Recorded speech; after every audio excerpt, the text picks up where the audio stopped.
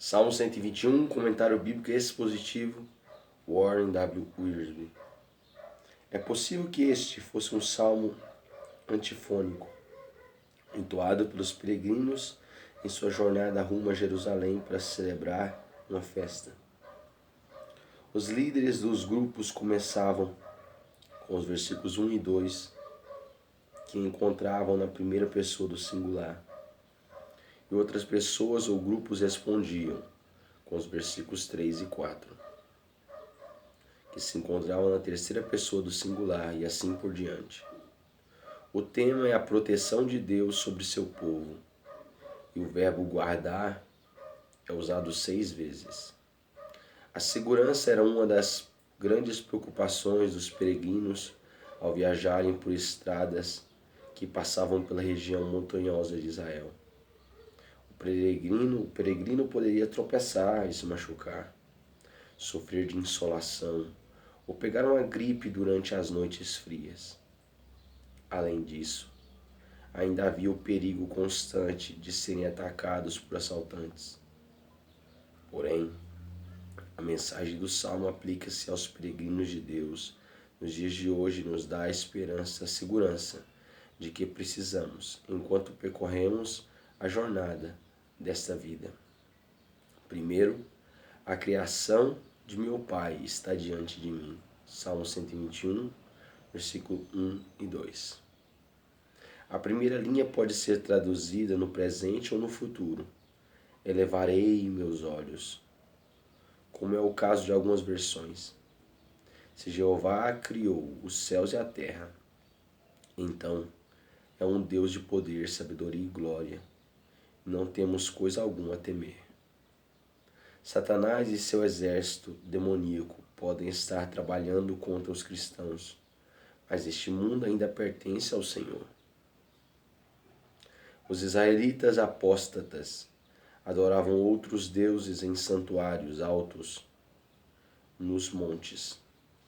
2 Reis 16:4, Jeremias 3:23, Jeremias 13:27, Jeremias 12:2 e Oséias 4, do 11 ao 13.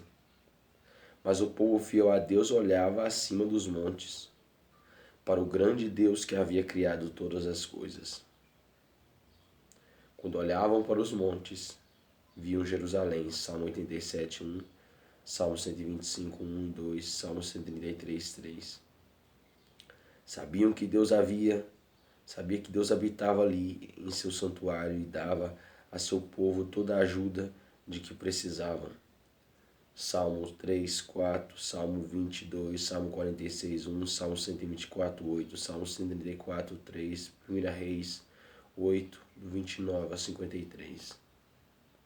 Tudo nos céus e na terra dá testemunho do grande Criador, que também é o nosso Pai Celestial. Então, por que temer? Salmos 33:3, Salmos 89, do 11 ao 13, Salmos 96:4, 5, Salmos 104, 2 ao 9, Salmos 115:15, Salmos 124:8, Salmos 134:3, Salmo 136, do 4 ao 9.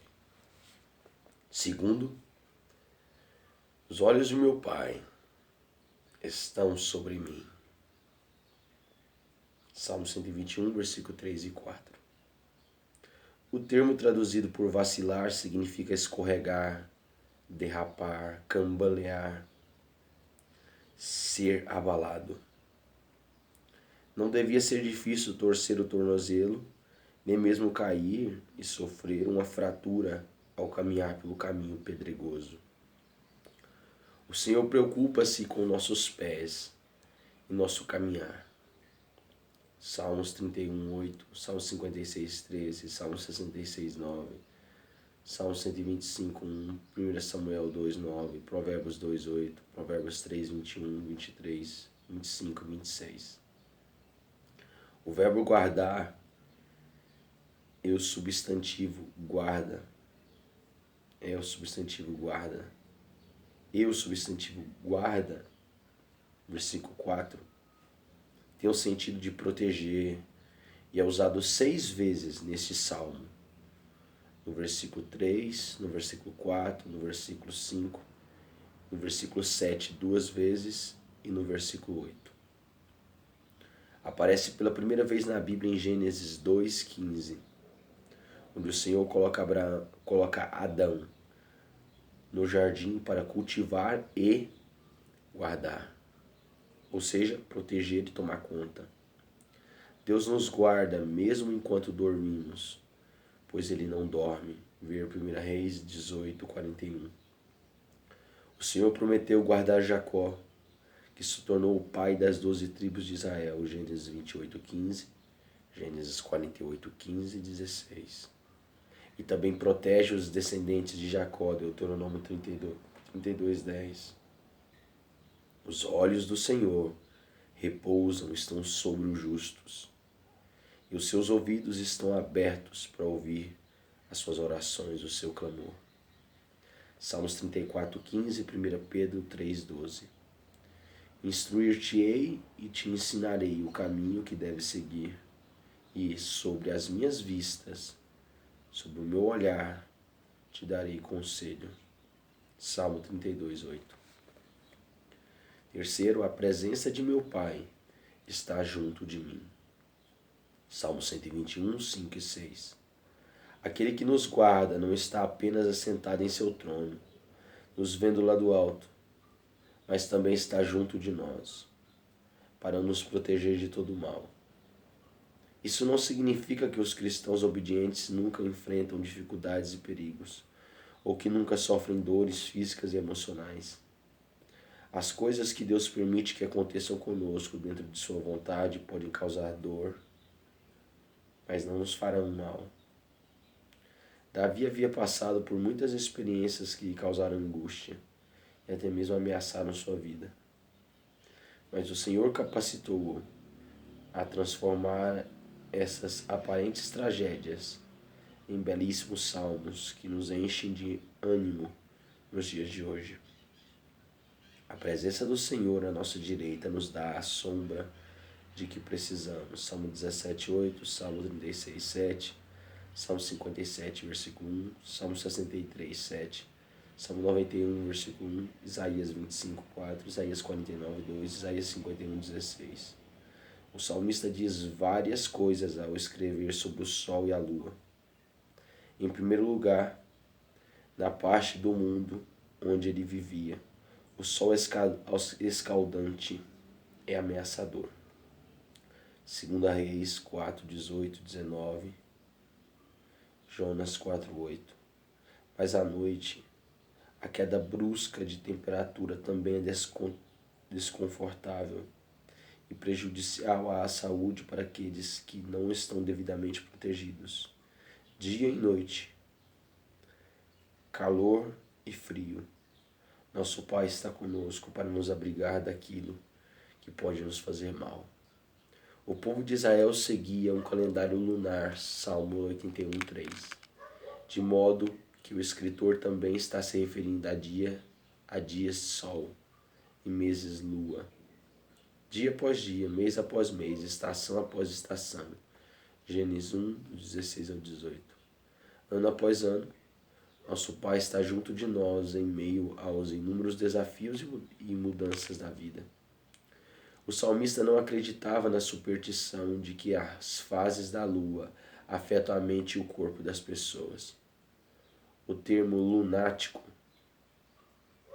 por exemplo, vem do latim luna, lua, e o termo epiléptico, vem do termo grego que quer dizer exposto excessivamente à lua. Mateus 4:24 e Mateus 17:15.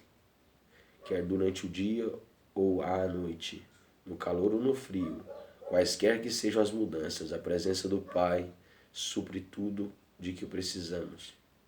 Não precisamos temer os ataques repentinos em momento algum do dia, pois estamos protegidos à sombra do Onipotente. Salmo 91.